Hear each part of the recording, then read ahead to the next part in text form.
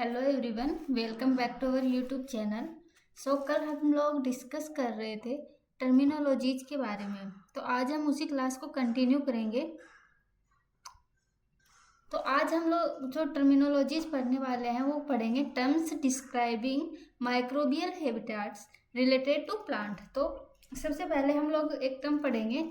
कल की क्लास में हम लोगों ने क्या क्या पढ़ा था? हम लोगों ने पढ़ा था पैथोजेंस के बारे में पढ़ा था, पैरासाइट्स के बारे में पढ़ा था, अल्टरनेट होस्ट, कोलेटरल होस्ट के बारे में पढ़ा था, बायोट्रोफ, हेमी बायोट्रोफ। ये सारी टर्मिनोलॉजी कल हम लोगों ने देख ली थी।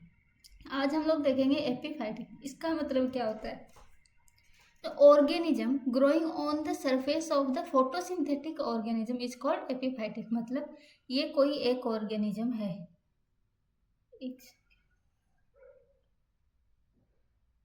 कोई भी ऑर्गेनिज्म है, मान लीजिए ये एक ऐसा प्लांट हम मान सकते हैं जो फोटोसिंथेसिस कर रहा है। कोई भी ऑर्गेनिज्म जो फोटोसिंथेसिस करता है उस पर अगर उसकी सरफेस पे ये रह रहा है इस यहाँ पे, तो इसे बोलते हैं एपिफाइटिक। सेकंड है एंडोफाइटिक। एंडोफाइटिक क्या होते हैं? ऐसे ऑर्गेनिज्म जो फोटोसिंथेटिक ऑर्गेनिज्म के अंदर रहते हैं, इनसाइड द होस्ट। ये क्या रहेंगे? होस्ट के अंदर रहेंगे, मतलब इस लीफ के अंदर रहेंगे, इसके टिश्यूज में रहेंगे, सेल में सर्वाइव करेंगे या इंट्रासेलुलर स्पेस में रहेंगे। लेकिन एपिफाइटिक होते हैं, ये लीव्स की सरफेस पर सर्वाइव करेंगे। ओके, दोनों टर्म समझ में आई, एपिफाइटिक एंड एंडोफाइटिक। नेक्स्ट है फाइलोप्लेन। फाइलोप्लेन मतलब कि वो लीफ की सरफेस पे रहेंगे, तो उसे फाइलोप्लेन बोलते हैं। फाइलोस्फीयर ऐसा एरिया जहाँ पे वो लीफ के सराउंडिंग एरिया में रहते हैं। ये लीफ है, ये इसको टच नहीं कर रहे, लीफ के ऊपर नहीं रह रहे, इसके सराउंडिंग एरिया में इधर रह रहे हैं। ऐसे माइक्रो ऑर्गेनिज्म जो इस लीफ के सराउंडिंग एरिया में रह रहे हैं, तो उससे हम बोलते हैं फाइलोस्फीयर। और अगर इसकी लीफ के सरफेस पे रह रहे हैं तो इसे क्या बोलते हैं? फाइलोप्लेन। राइजोप्लेन सेम होगा, ये रूट है। अगर रूट के ऊपर रह रहे हैं तो ऐसे माइक्रो ऑर्गेनिज्म को बोलते हैं कि ये राइजोप्लेन वाले एरिया में रह रहे हैं। राइजोप्लेन टर्मिनोलॉजी यूज करते हैं हम इनके लिए। और अगर वो रूट के सराउंडिंग एरिया में रह रहे हैं तो इसके लिए हम राइजोस्फीयर टर्म यूज करते हैं। राइजोस्फीयर। ओके, चारों टर्म समझ में आई। अगर वो लीफ की सरफेस के ऊपर कोई भी पैरासिटिकली रह रहा है तो उसे हम बोलेंगे एपिफाइटिक। अगर इनसाइड द होस्ट रह रहा है तो एंडोफाइटिक। और कोई माइक्रो ऑर्गेनिज्म लीफ की सरफेस पे, तो उसके लिए हम एक टर्मिनोलॉजी यूज करते हैं, उसे बोलते हैं फाइलोप्लेन। फाइलोस्फीयर क्या होगा? लीफ के सराउंडिंग एरिया में रहेगा, लीफ के ऊपर नहीं रहेगा, उसके सराउंडिंग एरिया में रहेगा। राइजोप्लेन में रूट की सरफेस पे रहेगा और राइजोस्फीयर में रूट के सराउंडिंग रहेगा। यहाँ पे नीचे दिया गया plant pathology today and future. इसका फ्यूचर क्या है? देखिए, यहाँ पे मैं कुछ चीज़ें आपको बताऊंगी। जो यूजी के स्टूडेंट है वो इस चीज़ को स्किप कर सकते हैं, लेकिन जो पीजी में या प्लांट साइंस की तैयारी कर रहे हैं उनके लिए कौन कौन से इंपॉर्टेंट टॉपिक है वो मैं बताऊंगी, कौन से इंपॉर्टेंट है। कुछ टॉपिक इसमें क्या है कि ये हाई लेवल का भी दिए हुए हैं, जो एसआरएफ और जो स्टूडेंट एमएससी कर रहे हैं उनके लिए इम्पोर्टेंट है। तो मैं ये सारी चीज़ें आपको स्पेसिफाई करते जाऊंगी कि कौन सा टॉपिक किसके लिए इम्पोर्टेंट है, जिससे आप कंफ्यूज ना रहें कि हमें क्या पढ़ना है और क्या नहीं। तो सबसे पहले एक साइंटिस्ट का नाम आप लोगों ने सुना होगा, स्टेनले। इन्होंने क्या किया था? वायरस का क्रिस्टलाइजेशन किया था। उन्होंने 1935 में हमें बताया था कि वायरस की प्रोटीनियस नेचर के होते हैं। इसके बाद में बेवडिन और पीरी साइंटिस्ट आए। उन्होंने बताया कि वायरस प्रोटीन ही नहीं, प्रोटीन के साथ साथ में उसमें न्यूक्लिक एसिड भी होता है। तो वायरस क्या है? न्यूक्लियो प्रोटीन है। ये किसने बताया था? बेवडेन एंड पीरे ने बताया था। न्यूक्लियो प्रोटीन पार्टिकल है। ओके, इसके बाद गिरियर और स्क्रेमम आए थे। उन्होंने 1956 में बताया था कि जो वायरस इन्फेक्ट कर पा रहे थे एक प्लांट से दूसरे प्लांट में, तो वो किसकी वजह से कर पा रहे थे? कुछ साइंटिस्ट का मानना था कि प्रोटीन की वजह से कर पा रहे थे, कुछ साइंटिस्ट का मानना था कि इसमें जो न्यूक्लिक एसिड प्रेजेंट है उसकी वजह से कर पा रहे थे। तो इन्होंने बताया था कि जो इन्फेक्शियस पार्टिकल है वो आरएनए है, क्योंकि उन्होंने टीएमवी पे काम किया था और टीएमवी में RNA as a nucleic acid present होता है। तो इन्होंने बताया था कि आरएनए है वो एक इन्फेक्शियस पार्ट है इसमें, वायरस में, ना कि प्रोटीन।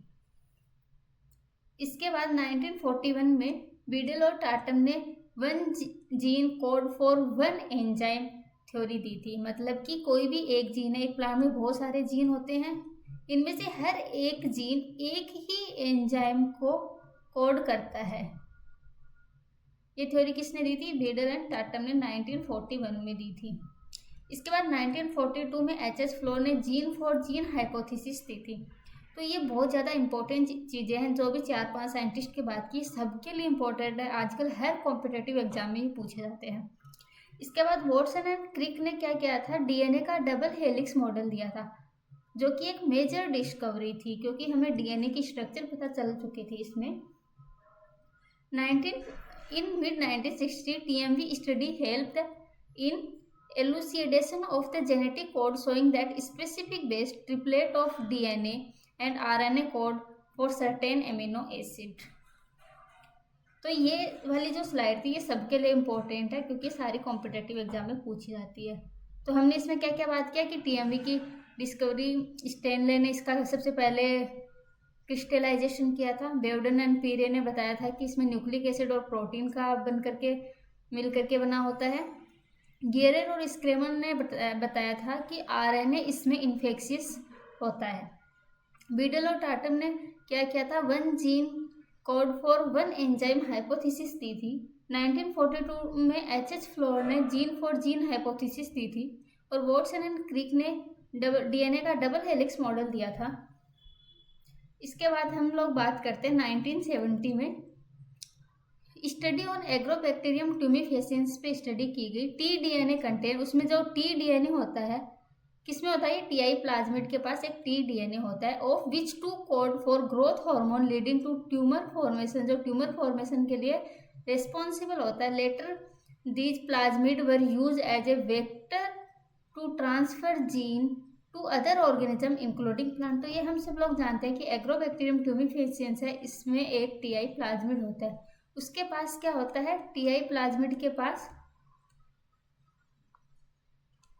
टीआई प्लाज्मिड, ये मान लीजिए प्लाज्मिड है, इसके पास एक पार्ट होता है टी डीएनए, इसमें ग्रोथ हार्मोन प्रेजेंट होते हैं, जिसको बाद में, इस प्लाज्मिड को बाद में एज ए वेक्टर यूज लिया गया।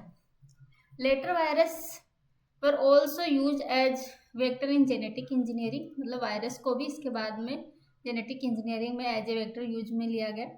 1984 में Albersheim et al identify a molecule later called elicitor. तो ये पूछा जाता है, ये इम्पोर्टेंट है मैक्सिमम जो एसआरएफ के स्टूडेंट हैं और उन स्टूडेंट्स के लिए ज़्यादा इम्पोर्टेंट है ये वाला साइंटिस्ट का नाम। तो अगर आप प्लांट साइंस की तैयारी कर रहे हैं तो अभी ऊपर वाली चीज़ें पहले याद कीजिए, अगर आपको याद होती है तो अच्छी बात है ये।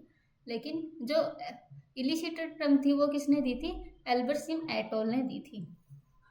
और किसमें दी थी? Phytophthora megasperma that act as a elicitor of the defence response in the soybean host.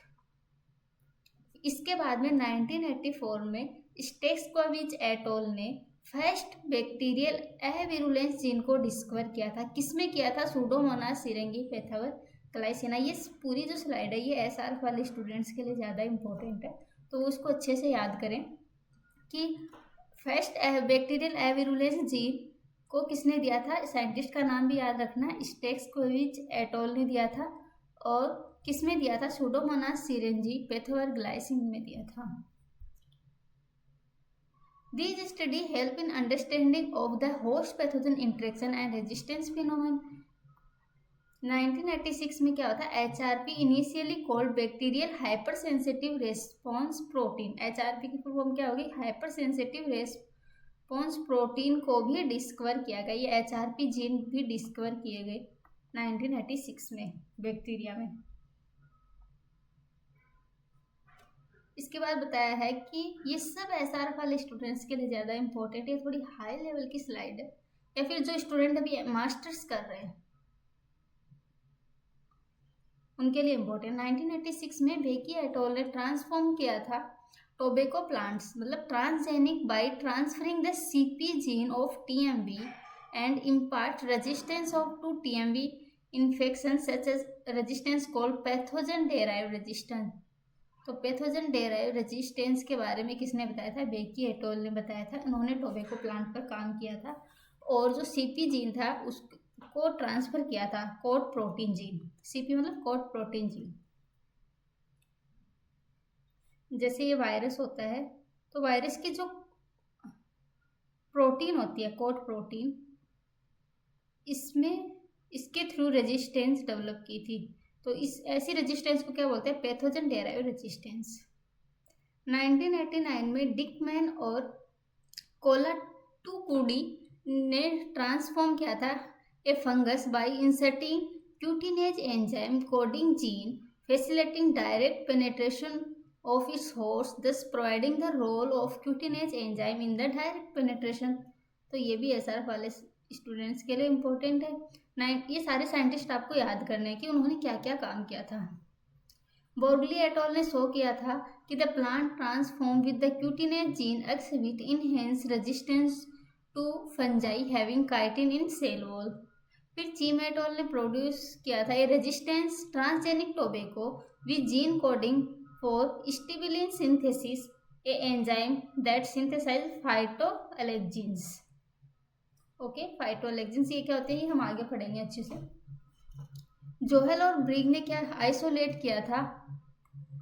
पहला रेजिस्टेंस जीन HM1 जीन। तो ये प्लांट साइंस वाले स्टूडेंट्स भी याद रख सकते हैं कि HM1 जीन है उसको पहला फर्स्ट रेजिस्टेंस जीन कौन सा था ये पूछते हैं। तो फर्स्ट रेजिस्टेंस जीन HM1 था। साइंटिस्ट और कौन थे? जोहेल और ब्रिग थे। किसके अगेंस्ट? कौन? कोक्लियोबोलस कार्बोनम के अगेंस्ट ये डिस्कवर किया गया था। डी विट ने आइसोलेट किया था फर्स्ट एविरुलेंस जीन AVR9 इन क्लेडोस्पोरम फल्वम इन्फेक्टिंग टोमेटो। इससे पहले हमने जो एविरुलेंस जीन देखा था वो बैक्टीरिया में था जो स्टेक्सविज ने डिस्कवर किया था। यहाँ पे मैंने बात की थी 1984 में कि सुडोमोनास सिरिंजी पैथोविर ग्लाइसिन ये फर्स्ट बैक्टीरियल एविरुलेंस जीन था, AVR जीन था। ओके, और ये जो अभी हमने बात किया है यहाँ पे ये first fungal avirulent, first fungal AVR gene है। उसको सुडोमोनास सिरिंगी पैथोविर ग्लाइसिना से आइसोलेट किया गया था। इसको क्लेडोस्पोरियम फल्वम से आइसोलेट किया गया है। दोनों चीज़ों आपको ध्यान में रखना है। तो फर्स्ट बैक्टीरियल जीन हो गया और फर्स्ट फंगल AVR जीन हो गया। इसके बाद जब रेजिस्टेंस की बात करेंगे तो फर्स्ट रेजिस्टेंस जीन कौन सा आ जाएगा? HM1। आई होप आपको ये सारी चीज़ें समझ में आ गई। सिमिलरली कुछ एडवांस स्टडी जैसे कि एलिजा डेवलप की गई, monoclonal antibody, DNA probes, PCR based method, RFLP, RT-PCR, ये सब सारी चीज़ें हम आगे अच्छे से पढ़ेंगे। अभी आप ये नाम ध्यान में रखिए कि हम मॉलिकुलर प्लांट पैथोलॉजी में पढ़ने वाले हैं। कोड प्रोटीन मीडिएटेड रेजिस्टेंस के बारे में पढ़ेंगे, SAR पढ़ेंगे, जीन साइलेंसिंग पढ़ेंगे। ये सारी जो है ये SRF वाले स्टूडेंट्स के लिए ज़्यादा इम्पोर्टेंट है। अगर आप प्लांट साइंस की तैयारी कर रहे हैं तो आपको इतना डीप में पढ़ने की ज़रूरत नहीं है अभी। फिर हम बात करते हैं सिम्टम्स की। तो सिम्टम्स में हम बात करें तो अलग अलग टाइप के सिम्टम होते हैं। जैसे पहला है कि लोकल सिम्टम्स। लोकल सिम्टम क्या होते हैं? आर फिजियोलॉजिकल और structural changes within a limited area of host tissue such as leaf spot, gall and cankers. इसमें ये क्या कहना चाह रहा है? लोकल सिम्टम में ऐसा होगा, मान लीजिए ये कोई लीफ है या कोई भी प्लांट का पार्ट है, उसमें ये एक बहुत ही लिमिटेड टिश्यू को क्या करते हैं? अफेक्ट करते हैं। मान लीजिए इतने टिश्यू को अफेक्ट कर दिया, पूरे प्लांट में नहीं फैलते। पैथोजन है उसने यहाँ पे इन्फेक्ट किया तो वो इतनी ही दूर में फैलेंगे। ऐसे सिम्टम्स को क्या बोलते हैं? लोकल सिम्टम्स बोलते हैं। तो एक पैथोजन आया उसने यहाँ अटैक कर दिया, फिर दूसरा पैथोजन आया उसने यहाँ अटैक कर दिया, तो ऐसे सिम्टम्स हो गए लोकल सिम्टम्स। अब सिस्टेमिक सिम्टम क्या होते हैं? ये ऐसे होते हैं are those involving the reaction of the greater part or all of the plant such as wilting, yellowing and dwarfing। इसमें क्या होता है कि जो पैथोजन होता है वो प्लांट में सिस्टेमिक हो जाता है। सिस्टेमिक मतलब उसके पूरे सिस्टम में घुस जाएगा, जैसे जाइलम के थ्रू जाएगा और कंप्लीट प्लांट में फैल जाएगा। जैसे जैसे उसमें वाटर के थ्रू या जाइलम में ब्लॉकेज करता हुआ फिर लीफ तक पहुंच गया। Okay, same. तो ये सिस्टेमिक होते हैं जो पूरे प्लांट में फैल जाते हैं, किसी एक पर्टिकुलर या लिमिटेड एरिया में नहीं फैलते, कंप्लीट प्लांट में फैल जाते हैं। फिर हम बात करते हैं सिम्टम्स को अलग बेसिस पर, जैसे प्राइमरी सिम्टम्स और सेकेंडरी सिम्टम्स। प्राइमरी सिम्टम्स क्या होते हैं? Are the direct result of pathogen activity on invade tissue. मान लीजिए पैथोजन ने अटैक किया तो जो डायरेक्ट रिजल्ट हमें दिखाई देते हैं वो आ गए प्राइमरी सिम्टम, जैसे swollen, clubs in club root of cabbage, gall form by feeding of root knot nematode. Secondary symptom में क्या आ जाएगा? रिजल्ट्स फ्रॉम इनडायरेक्ट और chain of event interaction and occur at some distance from infection point, wilting, drooping. मान लीजिए ये leaf है, यहाँ पे एक पैथोजन ने इन्फेक्ट किया, यहीं पे सिम्टम डेवलप हो गया, तो ये क्या हो गया? Primary symptom. लेकिन अगर आपके पैथोजन यहाँ रूट में इन्फेक्ट कर रहा है और आपका सिम्टम्स हमें दिखाई दे रहा है ऊपर लीफ में या फ्लोर पार्ट में दिखाई दे रहा है, तो इसे हम बोलते हैं सेकेंडरी सिम्टम्स। जो पैथोजन ने इन्फेक्ट कहीं और किया और हमें सिम्टम्स दिखाई कहीं और दिए। फिर हमारा एक आता है कलर चेंज। कलर चेंज में क्या होता है? The green disappear entirely and its place take by yellow pigment called yellowing और कलोरोसिस। कि जो ग्रीन पार्ट है वो डिसअपियर हो जाता है और हमें प्लांट येलोइंग और उसमें कलोरोसिस जैसा दिखाई देने लग जाता है।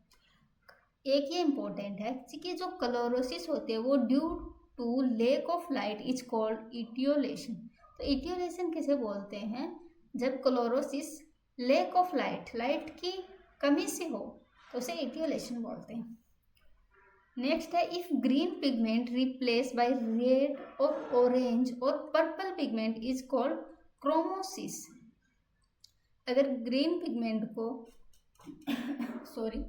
रिप्लेस कर दें रेड और ऑरेंज और पर्पल पिगमेंट से तो इसे बोलते हैं क्रोमोसिस। ये सारे सिम्टम्स है जो हम प्लांट पैथोलॉजी में पढ़ेंगे, तो आपको इनका मतलब जब भी हम पढ़ें और हम पैथोलॉजी में बात करें क्रोमोसिस, तो आपको पता होना चाहिए कि क्रोमोसिस क्या होता है, एटियोलेशन क्या होता है, नेक्रोसिस क्या होता है। तो ये इंपॉर्टेंट है कि degeneration of protoplast followed by death of tissue और ऑर्गन और प्लांट। तो किसी भी ऑर्गन और टिश्यू की डेथ की वजह से जो सिम्टम्स हमें दिखाई देते हैं उसे बोलते हैं हम नेक्रोसिस। और डेथ किसकी वजह से होती है? वो होती है डिजनरेशन ऑफ प्रोटोप्लास्ट की वजह से। उसका प्रोटोप्लास्ट जब नष्ट हो जाएगा तब जो सिम्टम्स दिखाई देते हैं वो होते हैं necrosis. Necrotic symptom express before the death of protoplast, इसे बोलते हैं प्लीजियोनेक्रोसिस। प्लीजियोनेक्रोसिस अगर उसके प्रोटोप्लास्ट की डेथ होने से पहले हमें सिम्टम दिखाई दे तो उसे प्लीजियोनेक्रोसिस बोलते हैं, जैसे येलोइंग, हाइड्रोसिस, विल्टिंग। इसके बाद हम बात करते हैं कि हाइड्रोसिस क्या होता है। हाइड्रोसिस होता है appearance of water soaked translucent disease tissue whose intercellular space contain lipid is called hydrosis. तो इसमें वाटर सोक लेशन बनते हैं। Necrotic symptom express after the death of protoplast called holonecrosis. तो दोनों चीज आपको समझ में आई कि अगर प्रोटोप्लास्ट की डेथ से पहले हमें सिम्टम दिखाई दे तो उसे प्लीजियोनेक्रोसिस, और अगर प्रोटोप्लास्ट के डेथ के बाद सिम्टम दिखाई दे तो उसे होलोनेक्रोसिस बोलते हैं। इसके बाद हम लोग बात करेंगे हाइपरट्रोफी, हाइपरप्लेसिया, एट्रोफी और हाइपोट्रोफी के बारे में। देखिए दो चीज होती हैं, एक तो साइज, एक नंबर। ओके, जब हम किसी भी सेल की ग्रोथ हो रही है वो उसकी साइज बढ़ रही है, पहले इसकी साइज इतनी थी अब इसकी साइज इतनी हो गई, थोड़े दिन बाद में इतनी बहुत बड़ी हो गई, ठीक है। फिर हम नंबर की बात करते हैं। पहले एक सेल थी उसका 1 नंबर था, फिर वो डिवाइड हुई 2 बन गई, फिर 4 सेल बन गई, उससे 5 बन गई, फिर और मान लीजिए बन गई कुछ सेल और इंक्रीज हो गई, ठीक है। तो ये चीजें अगर ये मान लीजिए किसी सेल की नॉर्मल साइज थी, ओके, ये इसकी नॉर्मल साइज है। अब अगर इसकी साइज इंक्रीज हो गई तो इसके लिए हम टर्म यूज करेंगे हाइपरट्रोफी।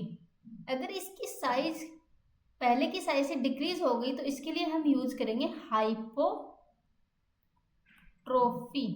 ओके, हाइपरट्रोफी और हाइपरट्रोफी में समझ में आया। हाइपरट्रोफी मतलब उसकी साइज इंक्रीज हो गई, दैट इज हाइपरट्रोफी, और अगर उसकी साइज डिक्रीज हो गई दैट इज हाइपोट्रोफी। इसके बाद हम नंबर की बात कर लेते हैं। अगर किसी सेल के दो सेल थे, ठीक है, अगर उसके नंबर ऑफ सेल इंक्रीज हो गए तो इसे बोलेंगे हम हाइपरप्लेसिया। क्या बोलेंगे? हाइपरप्लेसिया।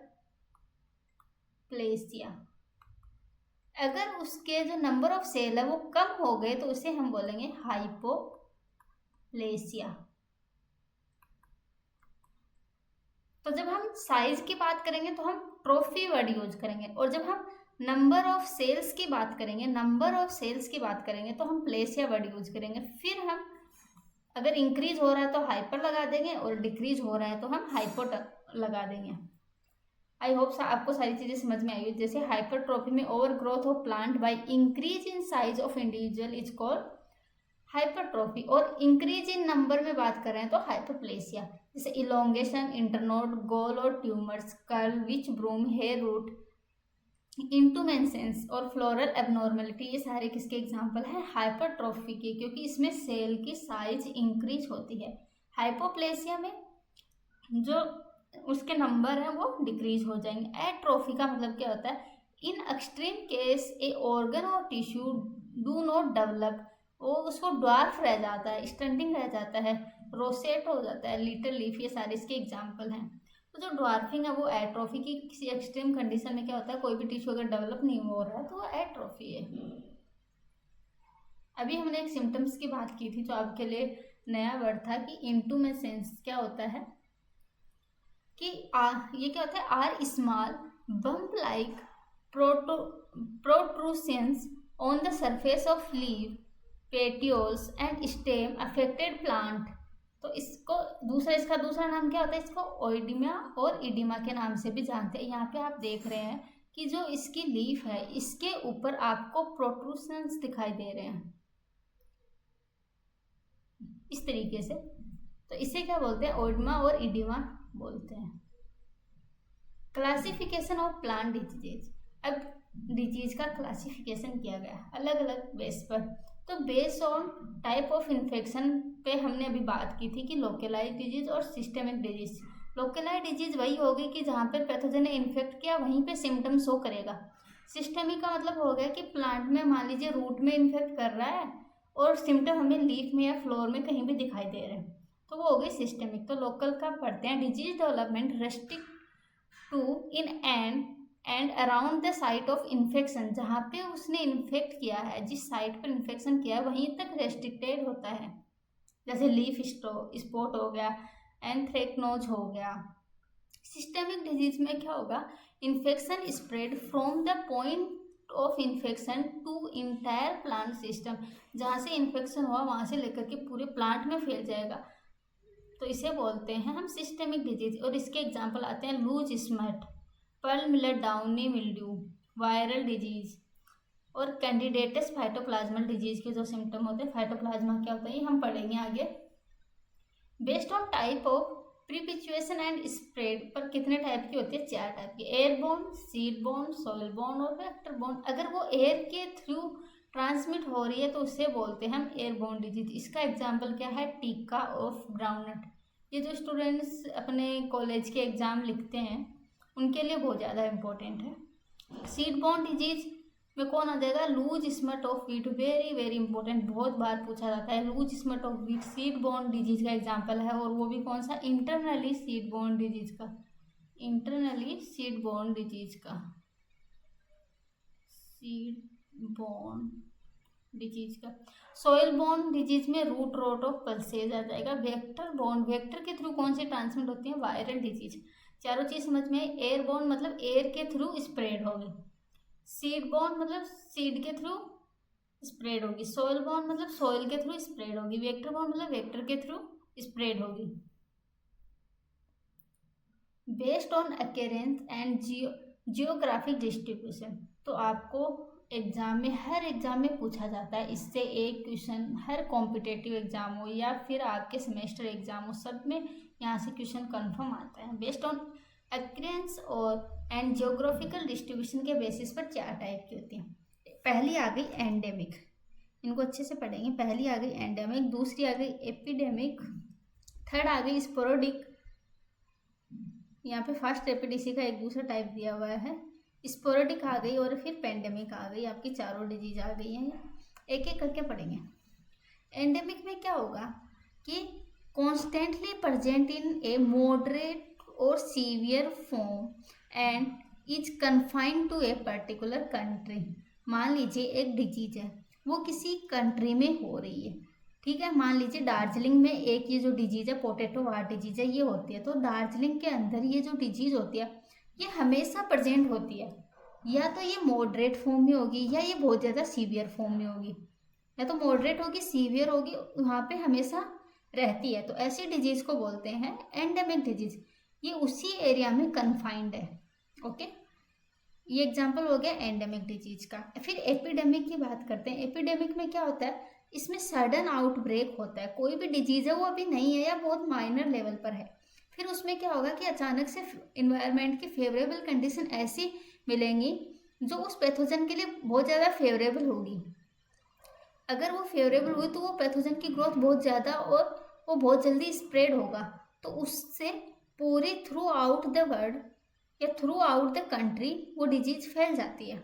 ऐसी डिजीज को बोलते हैं एपिडेमिक और एपिफाइटोटिक डिजीज। तो sudden outbreak of a disease periodically over a wide spread area, एक लंबे एरिया में, is a devastatingly severe form. किस फॉर्म में फैलेगी? सीवियर फॉर्म में फैलेगी। इसका एग्जाम्पल है wheat rust, late blight of potato, red rot of sugar cane. Okay, आपको समझ में आया? इसमें 2 चीज़ होती है, एक तो रैपिड होती है जिसे फास्ट एपिपोफाइटिक बोलते हैं, इसे फास्ट एपिफाइटोटिक डिजीज बोलते हैं। Disease cause by non systemic pathogen, जो नॉन सिस्टेमिक पैथोजन होते हैं with high birth rate, several generation and with short incubation and sporulation period. जो पॉलीसाइक्लिक डिजीज होते हैं वो किस में आ जाएंगी? रैपिड और फास्ट एपिफाइटोटिक डिजीज में आ जाएंगे। This is similar to compound interest disease. ये कंपाउंड इंटरेस्ट डिजीज के एकदम सिमिलर। इसकी बात हम आगे करेंगे अच्छे से कि सिंपल इंटरेस्ट डिजीज क्या होती हैं और कंपाउंड इंटरेस्ट डिजीज क्या होती हैं, इनकी भी हम बात करेंगे। अभी मैं आपको बता देती हूँ कि जो कंपाउंड इंटरेस्ट डिजीज होती है, इसका मान लीजिए एक प्राइमरी इनोकुलम होगा, फिर सेकेंडरी इनोकुलम होगा, तो ये इस तरीके से फैलती जाती है। तो ऐसी डिजीज को बोलते हैं compound interest disease. Slow epiphytotic disease होती है is mostly due to slowly multiplying pathogen. जो पैथोजन बहुत स्लो मल्टीप्लाई करते हैं विद लो बर्थ रेट, ये हमें समझ में आता है। जो मोनोसाइक्लिक डिजीज होते हैं similar to simple interest disease, इसमें सिर्फ एक प्राइमरी इनोकुलम होगा, सेकेंडरी इनोकुलम प्रोड्यूस नहीं होता है, तो वो डिजीज बार बार फैलती नहीं है। तो इसलिए ऐसी जो इसकी वजह से जो एपिडेमिक होती है वो क्या होती है? स्लो एपिफाइटोटिक होती है। यहाँ पे मोनोसाइक्लिक और पॉलीसाइक्लिक के बारे में देखो दिया हुआ है कि प्राइमरी इनोकुलम है, डिस्पर्सल ऑफ इनोकुलम, मतलब यहाँ पे इनोकुलम डिस्पर्स हो गया, फिर इन्फेक्शन कर रहा है, इन्फेक्शन करने के बाद क्या हो रहा है? प्लांट में वो कॉलोनाइज कर रहा है, फिर सर्वाइव कर रहा है, फिर प्राइमरी इनोकुलम फिर से इन्फेक्ट करेगा। लेकिन जो पॉलीसाइक्लिक डिजीज होता है उसमें क्या हुआ कि प्राइमरी इनोकुलम हुआ, फिर वो प्राइमरी इनोकुलम डिस्पर्स किया, फिर इन्फेक्शन किया, इन्फेक्शन करने के बाद फिर से इनोकुलम बनाता है, उसको हम बोलते हैं सेकेंडरी इनोकुलम। अब ये जो सेकेंडरी इनोकुलम है ये बार बार इन्फेक्ट करता रहता है प्लांट को, तो ऐसे डिजीज को क्या बोलते हैं? Polycyclic disease. फिर हमने एक बात कर ली कि एंडेमिक में क्या होगा कि कोई भी जो डिजीज होगी वो किसी एक पर्टिकुलर कंट्री या एरिया में कन्फाइंड होगी, मॉडरेट टू सीवियर फॉर्म में होगी, मॉडरेट टू सीवियर फॉर्म में होगी, ठीक है। पेंडेमिक में क्या होगी? कोई भी डिजीज है पहले वो नॉर्मल है, उतनी ज़्यादा उस एरिया में नहीं है, लेकिन अगर उसको फेवरेबल कंडीशन मिल जाती है तो वो डिजीज बहुत ज़्यादा फैल जाती है, तो ऐसी आ जाएगी एपिडेमिक। उसमें सडनली आउटब्रेक होता है एपिडेमिक में। एक टर्म याद रखनी है, कौन सी? Suddenly outbreak. स्पोरेडिक में क्या होती है कि ये डिजीज है, ये इरेगुलर इंटरवल में अलग अलग जगह पर होती रहती है। जैसे disease occur at irregular intervals over limited area और लोकेशन। इसका example Fusarium wilt of cotton, ergot of wheat, grain smut of jowar. जैसे कि कोई एक डिजीज है, वो आप मान लीजिए ये कोई एक डिस्ट्रिक्ट ही है, ठीक है। फिर यहाँ पे इसमें एक फील्ड है या एक एरिया, ये दूसरा डिस्ट्रिक्ट है, ये तीसरा डिस्ट्रिक्ट है। अभी ये इस बार क्या हो रहा है, इस फील्ड में यहाँ पे हो रही है, अगली बार इस डिस्ट्रिक्ट में यहाँ पे हो रही है, अगले बार यहाँ पे हो रही है। मतलब ये इरेगुलर इंटरवल में हो रही है, कभी इसमें हो गई कभी इसमें हो गई। इसका कुछ कन्फाइन नहीं है कि हाँ ये यहीं पे हो रही है या यहीं पर हो रही है। तो ये इरेगुलर इंटरवल में हो रही है और अलग अलग जगह पर हो रही है। जबकि एंडेमिक है वो क्या है, किसी कन्फाइंड है, वो किसी एक ही एरिया में, एक ही कंट्री में कन्फाइंड होती है। पेंडेमिक डिजीज क्या होती है? A disease